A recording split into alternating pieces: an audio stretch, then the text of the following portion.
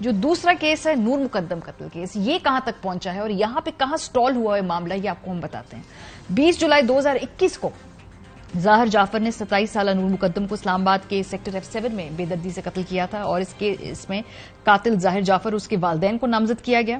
فرد جرم عائد ہونے کے تقریباً 17 ہفتوں بعد 24 فروری 2022 کو سیشن عدالت نے ظاہر جعفر کو سزائے موت اور 25 سال قید، جبکہ دیگر دو ملزمان محمد افتخار اور جان محمد کو 10 سال قید کی سزا سنائی تھی۔ جو والدین کے اوپر یہ کیس ثابت کرنے میں ناکام ہوئی تھی پروزیکیوشن، جس پہ انہیں بری کر دیا گیا تھا۔ پھر اس فیصلے کو مارچ 2022 میں سیشن عدالت کے جو تھا اسلام آباد ہائی کورٹ میں چیلنج کیا گیا، اور اسلام آباد ہائی کورٹ کے چیف جسٹس عامر فاروق کی سربراہی میں ڈویژن بینچ نے سماعتوں کے بعد اس کیس میں فیصلہ 22 دسمبر 2022 کو محفوظ کر دیا تھا۔ ظاہر جعفر کی درخواست پر محفوظ فیصلہ سناتے ہوئے اسلام آباد ہائی کورٹ نے اس سزا کو برقرار رکھا تھا اور زیادتی کے جرم میں دی گئی 25 سالہ قید بامشقت کی سزا کو بھی سزائے موت میں بدل دیا تھا۔ اس کے بعد 12 اپریل 2023 کو مجرم ظاہر جعفر نے اسلام آباد ہائی کورٹ کے فیصلے کو سپریم کورٹ میں چیلنج کرتے ہوئے اس پر 23 اعتراضات اٹھا دیے گئے تھے۔ تو اس سال کے شروع میں 12 اپریل میں یہ سٹیٹس ہے، ابھی تک کچھ مزید ڈیولپمنٹ نہیں ہوئی ہے۔ جو دونوں والد ہیں، پوری فیملیز ہیں، اس وقت انصاف کے حصول میں لگی ہوئی ہیں، اپنی زندگیاں ان کی روک دی گئی ہیں اس حادثے کی وجہ سے، اور اب ان کا سارا فوکس ہے کہ ان کی بیٹیوں کو جو قاتل ہیں ان کو وہ سزا ہوتے ہوئے دیکھیں۔ اسٹوڈیو میں میرے ساتھ نام الرحیم صاحب ہیں، والد سارہ انعام کے، وہ ہمارے ساتھ اسٹوڈیو کے اندر ہیں۔ شوکت مقدم صاحب نور مقدم کے والد صاحب ہیں۔ پچھلے ہفتے ان دونوں نے ایک پریس کانفرنس بھی کی۔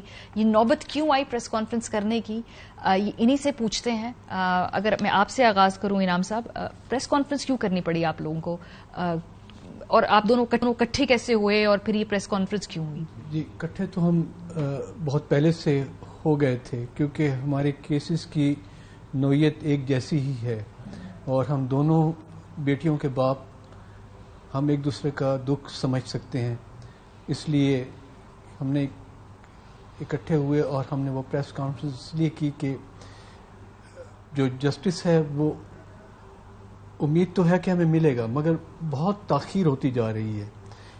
ہمارا جو کیس تھا وہ ہمارا خیال تھا کہ سارہ انعام کا کیس ہمارا خیال تھا کہ وہ 1 سال سے بہت پہلے ہو جائے گا، مگر انفارچونیٹلی وہ ٹائم گزرتا گیا اور ہم ڈیلی بیسس پہ، ہر ویکلی بیسس پہ کچہری بھی جاتے رہے، سب کچھ ہوا، تو 1 سال گزر گیا، اور سال گزرنے کا ہمیں پتہ نہیں لگا، مگر ایک ایک دن ہمیں یاد ہے کہ کیسے گزرا۔ اور شوکت صاحب نور مقدم کے کیس کے سلسلے میں ان کے قاتل کو ہائی کورٹ سے بھی سزا ہو گئی تھی، جس کا ہمیں اس بات کی خوشی تھی کہ چلو کافی حد تک معاملہ ہو گیا ہے، مگر اب 6 مہینے سے زیادہ عرصہ گزر گیا ہے، اور وہاں سپریم کورٹ سے انہوں نے اپیل کری ہوئی ہے، تو سپریم کورٹ سے ابھی تک انہیں کوئی جواب یا کوئی معلوم نہیں ہو رہا۔ ان کا معاملہ یہاں سٹال ہوا ہوا ہے۔ آپ کا جو معاملے میں سب سے بڑی رکاوٹ کیا ہے؟ جیسے آپ اوپن اینڈ شٹ کیس جیسے آپ کہتے ہیں، اس کو فاسٹ ٹریک ہونا چاہیے تھا، رکاوٹ کہاں پہ آ رہی، کہاں نظام فرسٹریٹ کر رہا ہے آپ کو؟ جی، ایکچولی شروع میں یہ کیس کافی تیز چلا، اور جج عطا ربانی صاحب بہت فیئر اور آنیسٹ جج ہیں، وہ اس کیس کو ہر ہفتے کی بیسس پہ چلا رہے تھے، اور رمضان کے کچھ عرصہ رمضان کے پہلے انہوں نے ایک انڈیکیشن بھی دی تھی دونوں وکیلوں کے سامنے، جب اس دن کی کارروائی ختم ہوئی تو نیکسٹ کارروائی سے پہلے انہوں نے کہا تھا کہ ہمیں امید ہے کہ ہم یہ کیس رمضان تک وائنڈ اپ کر لیں گے۔ تو میں بھی بہت خوش تھا کہ چلو ٹھیک ہے، کیونکہ ہمارے گواہ صرف پولیس کے لوگ ہیں اور 2 ڈاکٹرز تھے، اس کے علاوہ اور ہمارے کوئی گواہ نہیں تھے، میرے اور میرے بھائی کے علاوہ۔ تو اس میں بہت ہی اسموتھ کیس تھا، اور پولیس کا ہمیں 100% تعاون رہا ہے، from top level office I G office سے لے کے نیچے کانسٹیبل تک نے بہت کوآپریشن کی۔ پرابلم کیا ہے، یہ چل کیوں نہیں رہا؟ تو پھر انفارچونیٹلی ہوا یہ کہ رمضان کے بعد چیزیں سلو ہونا شروع ہوئی۔ اکثر یہ ہوتا تھا کہ ان کے وکیل صاحب بھی ڈیٹ کے اوپر نہیں آتے تھے یا ڈیلے سے آتے تھے فار وٹ ایور ریزن، اور ہمارے گواہ اکثر بیٹھ کے چلے جاتے تھے، جس سے ہمیں بہت خوف بھی آتا تھا کہ معلوم نہیں یہ گواہ کل کو آئے گا کہ نہیں، نیکسٹ پیشی پہ آئے گا کہ نہیں آئے گا، کیونکہ 2-3 گھنٹے ایک پولیس آفیسر انتظار کر کے چلا جائے تو خوف تو آتا ہے، دکھ وہ بھی ہوتا ہے کہ اب کیا ہوگا. تو مگر میں پولیس والوں کا بہت شکر گزار ہوں کہ انہوں نے بہت تعاون کیا اور آخر تک وہ آتے رہے. اور پھر ان دا مین ٹائم کچھ پولیٹیکل ایونٹس بھی ہوئے جس کی وجہ سے کورٹ کی کاروائی نہیں ہوتی تھی یا رک جاتی تھی. یعنی بعض اوقات یہ ہوتا تھا کہ اگر وہ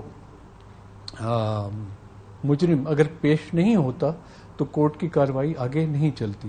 تو کئی دفعہ ایسا ہوا کہ for various political reasons court کی کاروائی نہیں ہوئی اور پھر یہ نہیں ہوتا تھا کہ ڈیٹ ایک دن آگے بڑھ گئی بلکہ وہ ایک ہفتہ آگے بڑھتی تھی. اور سرپرائزنگلی ایسا ہوتا تھا کہ جج صاحب از ریڈی، وہ کل کی تاریخ بھی دینے کو تیار ہیں، مگر وہ ہم وکیلوں سے مشورہ کر رہے ہوتے ہیں. وکیل جو ہیں انہوں نے اپنے اوپر بہت زیادہ برڈن لیا ہوا ہے یا معلوم نہیں کیا سلسلہ ہے کہ ان کے پاس ٹائم نہیں ہوتا تھا.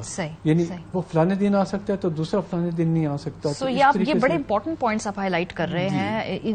میں اس لیے ان کو ریکارڈ لانا چاہ رہی ہوں تاکہ لوگ دیکھیں کہ اس ملک کے اندر ایک تو آپ کے ساتھ زیادتی ہو، جرم ہو، اور اس کے بعد آپ کو کتنی بھاری قیمت اس ٹراما کی ادا کرنی پڑتی ہے اور پھر پورا پروسیس آپ کو کتنا تھکاتا ہے.